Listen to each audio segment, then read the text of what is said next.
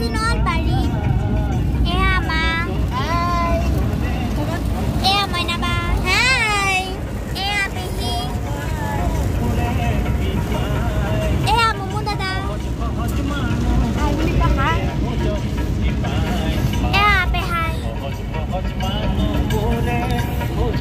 গাড়ী চলাই আছে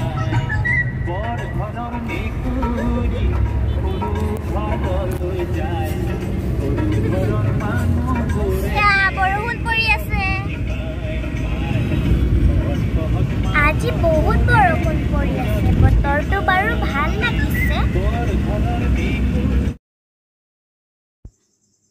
এয়া শৰাইঘাট দ্বিতীয় দলঙৰ ওপৰেদি যাম পুৰণি শৰাইঘাট দলংখন ব্ৰহ্মপুত্ৰৰ ওপৰত বনোৱা প্ৰথমখন দলং আগতে অকল পুৰণি দলংখনহে আছিল আমি অহা দলংখন নতুনকৈ বনাইছে ইয়াৰ পৰিৱেশটো চাওকচোন ইমান ধুনীয়া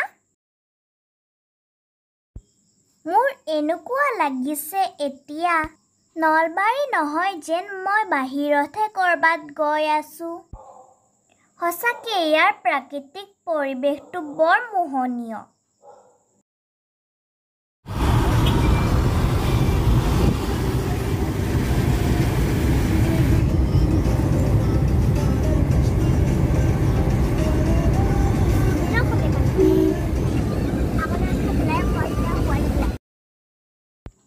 মোৰ লগতে আপোনালোকেও উপভোগ কৰকচোন পৰিৱেশটো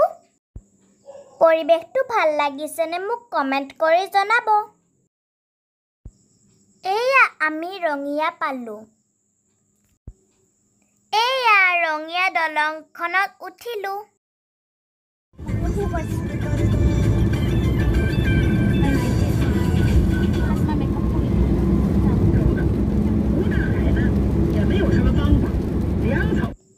এয়া বিখ্যাত প্ৰণীতা ৰেষ্টুৰেণ্ট আমি পিছে ভিতৰত নগ'লো বৰষুণ পৰি থকা কাৰণে এয়া আমি নলবাৰীত সোমালোঁ মই নলবাৰীত 5 বছৰ আগতে আহা এতিয়া মাহঁতে কৈছে বহুত পৰিৱৰ্তন হৈছে পৰিৱৰ্তন মানে উন্নতি হৈছে ইয়াতে এবাৰ ৰাস চাবলৈ আহিছিলোঁ এইটো নলবাৰীৰ হৰি মন্দিৰ আমি আজি নুসুমালোঁ বৰষুণ পৰি থকাৰ কাৰণে অকণমান অসুবিধা হ'ল ৰাসত পিছে পিটপিটাই ফুৰিছিলোঁহি আমি পিছে ক'ত গৈ আছোঁ গম পাইছেনে নলবাৰীৰ বালিকুৰিয়া শিলিখাতল আমি ডাঙৰ পেহীহঁতৰ ঘৰত গৈ আছোঁ তাত এটা ধুনীয়া মন্দিৰ আছে চাব ব'লক বহুদিনৰ মূৰত আহিছোঁ যদিও মনটো বিৰাট ভাল লাগিছে ৰাসত আহি থিয়েটাৰ চাইছিলোঁ বজাৰ কৰিছিলোঁ ইমান ভাল লাগিছিলে পেহীয়ে যে ক'ত ফুৰোৱা নাছিল এই ৰ'ব এটা বস্তু দেখাওঁ এইটো দেখিছেনে তিনিকুণীয়া পুখুৰী ভাল কৰি দেখাব নোৱাৰিলোঁ আমি গাড়ীত অহা কাৰণে এয়া আমি নলবাৰী বালিকুৰিয়াত সোমালোঁ এতিয়া পেহীৰ ঘৰ পাই যাম মইনাবা আৰু মুমু দাদাও ফূৰ্তিত ৰ'ব পৰা নাই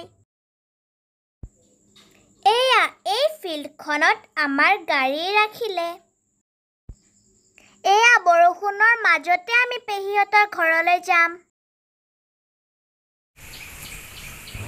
এয়া পেহীহঁতৰ গেট পালোঁ পেহী ওলাই আহিব দেই চাবচোন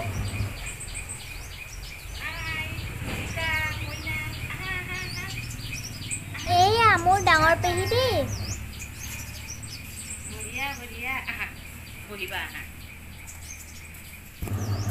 বলকচোন পেহীয়ে বোলে কিবা এটা ধুনীয়া বস্তু বনাইছে পেহীহঁতৰ ঘৰখন ফুলেদি ভৰ্তি। অৱশেষত পেহীহঁতৰ ঘৰ পালোহি। অলপ বহিলেও দেই বৰ ভাগৰ লাগিছে। ৰ'বচোন, পেহীয়ে বোলে আমাৰ কাৰণে কিবা এটা বনাইছে। চাওঁ বলকচোন। ৱাও, কেটলি মুখৰ পিঠা। এইয়া মৰমতে পিঠা বনাইছোঁ।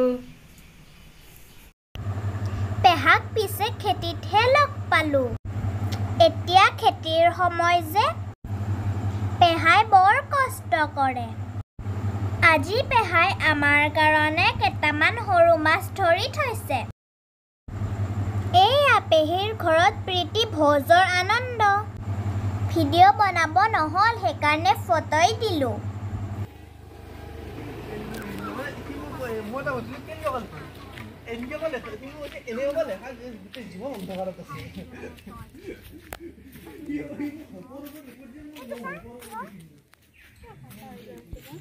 এই পুখুৰীটোৰ নাম হ'ল বৰ পুখুৰী। ইয়াতে বহুত মাছ আছে। পুখুৰীটো বহুত দ, ইয়াৰে পানী কোনো দিন নুশুকায়।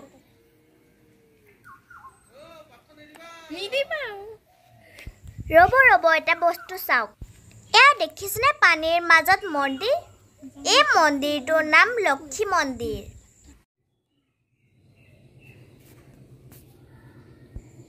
এতিয়া মই লক্ষী মন্দিৰৰ ভিতৰ চৰা দেখাম। গেটখন বন্ধ কৰি থৈছিল। এতিয়া আমি গেটখন খুলি ভিতৰলৈ আহিছোঁ।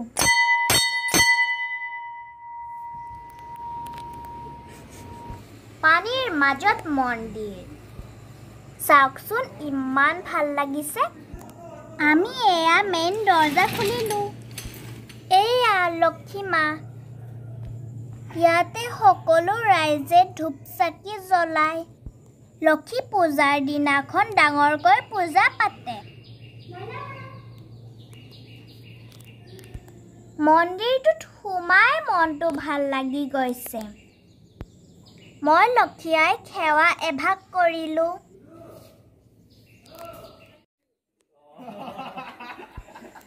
এতিয়া মই মন্দিৰৰ চাৰিওফালে 3 পাক ঘূৰিম। মন্দিৰৰ চাৰিওপিনে ঘূৰিলে বোলে মনৰ আশা পূৰণ হয়। ময়ো পিছে মনৰ কিবা এটা আশাৰে ঘূৰিছোঁ। এতিয়া নকওঁ দেই, পিছত ক'ম।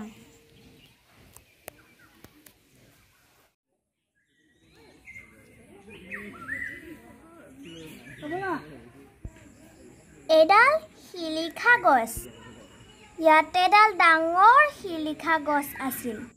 সেইকাৰণে এই জেগাখিনিৰ নাম শিলিখাতল দিছিল। এডাল পিছে আগৰ ডাল নহয়। এতিয়া এই পুলিটো নতুন কৰি ৰুইছে। আমাৰ লগত গুৱাহাটীৰ পৰা এই কলা ৰঙৰ গাড়ীখনত 2জন ব্যক্তিও আহিছে প্ৰেষ্টিজৰ মিটিং গাবলৈ। ভিডিঅ'টো যদি চাই ভাল লাগিছে, লাইক কৰিব, কমেণ্ট কৰিব, শ্বেয়াৰ কৰিব আৰু ছাবস্ক্ৰাইব কৰিব।